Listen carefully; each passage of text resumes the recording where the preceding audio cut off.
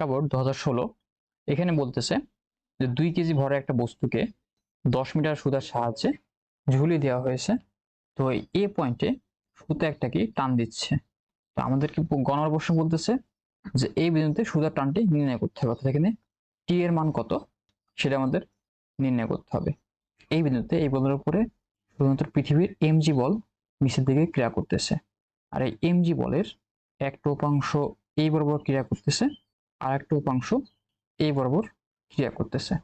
তো এই বরাবর উপাংশ কি করতেছে, এইদিকে নিয়ে যাওয়ার জন্য হেল্প করতেছে, এবং এই উপাংশটা এটা আমরা জাস্ট কি এটা সমান্তরাল নিলে এই বরাবর কাজ করে।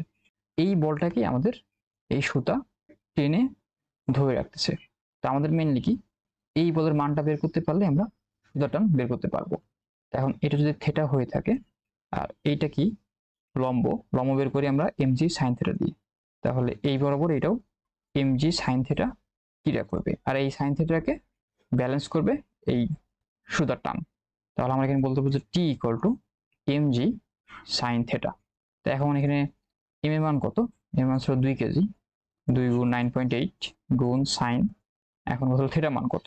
তো থেটা আমরা যদি এখানে একটা এটাকে এক্সটেন্ড করি তাহলে এটা সমান্তরাল, এটা 60 ডিগ্রি হইলে এটাও 60 ডিগ্রি হবে, আর যেহেতু এইটা কি স্পর্শক তাহলে এটা 90 ডিগ্রি, তাহলে এই কোণ আর এই কোণ মিলে 90 ডিগ্রি হবে, টোটাল 180 ডিগ্রি। তাহলে এটা 60 ডিগ্রি হলে এটা হবে আমাদের 30 ডিগ্রি, তাহলে হবে কেন sine 30 degree equal to 9.8 newton. তাহলে সুতার টানের মান 9.8 নিউটন। তো এটা আমাদের অ্যান্সার। আমরা এরপরে ঘ নাম্বারটা দেখব। ঘ নাম্বারে বলতেছে যখন আমরা এ পয়েন্ট থেকে এই বলটি ছেড়ে দেবো তখন এর এই বি পয়েন্টে এবং সি পয়েন্টে এতে যে গতিশক্তি থাকবে সেই গতিশক্তি ভিন্ন হবে কিনা সেটা আমাদের বের করতে হবে। তো আমরা এর জন্য সর্বপ্রথম আমরা বি পয়েন্টের গতিশক্তি বের করব, তারপরে সি পয়েন্টের গতিশক্তি বের করব। তো সর্বপ্রথম আমরা বি পয়েন্টের গতিশক্তি বের করি। বি বিন্দুতে গতিশক্তি হাফ এম ভি স্কোয়ার। তো এখন এই যে এ থেকে বি বিন্দুতে আসতে যে গতিশক্তি সে অর্জন করবে, এই গতিশক্তি সে কোথা থেকে পাবে, আমরা যখন এফ পয়েন্ট থেকে ই উচ্চতায় তুলছিলাম তখন এই বস্তুর মধ্যে যে স্থিতি শক্তি জমা ছিল সেই স্থিতি শক্তি এ থেকে বিতে আসার সময় বলটির মধ্যে গতিশক্তি হিসেবে জমা হবে, অর্থাৎ এই গতিশক্তির মান হবে এইটুকুর স্থিতি শক্তির সমান। তাহলে এটা যদি হাফ এম ভি স্কোয়ার হয়, এই স্থিতি শক্তির মান কত এম জি এইচ, এখানে এইচ এর মান কত হবে কি এম জি এফ ই। তো এখানে আমাদের এম এর মান 2 কেজি ছিল, 2 গুণ 9.8 গুণ এফ ই এর মান কত, আমাদের এখান থেকে এই পয়েন্টের দূরত্ব দেওয়া আছে, অর্থাৎ সি থেকে এফ পয়েন্ট 3.75 মিটার। আমাদের এখন এফ থেকে ই পয়েন্টের দূরত্ব বের করতে হবে। যেহেতু এখানে অতিভুজ দেওয়া আছে 10 মিটার আর এইটা আমাদের কি ভূমি, আমরা এই পয়েন্টের দূরত্ব বের করতে পারবো। তারপর এইটার সাহায্যে এটার দূরত্ব নির্ণয় করব। তো এই পয়েন্টের মান কত হবে, যেমন ওই এর চিন্তা করি যে ওই ইকুয়াল টু কত হবে, যেহেতু এটা ভূমি এটা অতিভুজ, তো ভূমি নির্ণয় করি cos থিটা দিয়ে, তাহলে ওই equal to 10 cos 60 equal to 5 metre. তাহলে ওই এর মান 5 মিটার, আর এই যে সম্পূর্ণ ও থেকে সি এটা কি সুতা, সুতার দৈর্ঘ্য কত ছিল 10 মিটার, অর্থাৎ এই পুরোটাই আমাদের 10। তাহলে এখানে ইএফ এর মান কত হবে, 10 থেকে 5 আর 3.75 বাদ দিলে আমরা ইএফ এর মানটা পাবো।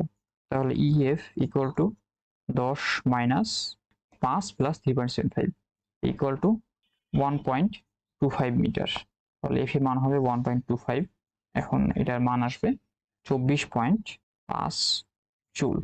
তাহলে বি বিন্দুতে এই বস্তুটার গতিশক্তি হবে 24.5 জুল। এখন আমরা দেখবো যে এই সি বিন্দুতে এই বস্তুটার গতিশক্তি কত হবে। সি বিন্দুতে equal to half M V square, বস্তুটা নিচে পড়া শুরু করছিল এই বিন্দু থেকে, তাহলে এই বিন্দু থেকে সি পয়েন্টে আসতে বস্তু যে গতিশক্তি অর্জন করবে সে গতিশক্তি সে কই পাবে, এই সি থেকে ই উচ্চতায় তুলতে এই বস্তুর মধ্যে যতটুকু স্থিতি শক্তি জমা হয়েছিল, অর্থাৎ এ থেকে সি বিন্দুতে পড়া গতিশক্তির মান হলো সি থেকে ই উচ্চতায় তুলতে স্থিতি শক্তির পরিমাণ। স্থিতি শক্তির পরিমাণ কত M G H, M G এখানে এইচ এর মান কত সিই।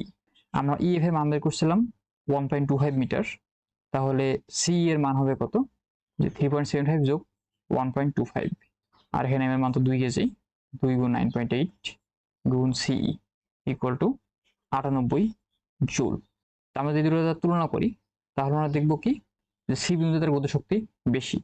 যদি এটা ঘ নাম্বার আমরা আরো একটা স্টেপ বেশি করব, সেটা হলো যে এই যে অপেক্ষা যেহেতু চেয়েছে আমরা জাস্ট এই দুই বিন্দুর তুলনা করে দেখাই দিব। তাহলে আমাদের 4 মার্ক ইনশিওর হবে। তো এটাকে আমরা ই কে বি নাম দিই আর এটা সি নাম দিই। তাহলে এদের দুইজনের সূত্র তুলনা হলো E K C by E K B point equal to 98 by 24.5 equal to 4। তাহলে সি পয়েন্টের গতিশক্তি বি পয়েন্টের গতিশক্তি হচ্ছে 4 গুণ। তা আমরা বলবো যে সি পয়েন্টের গতিশক্তি বি পয়েন্টের গতিশক্তি থেকে বেশি। এটাই আমাদের অ্যান্সার।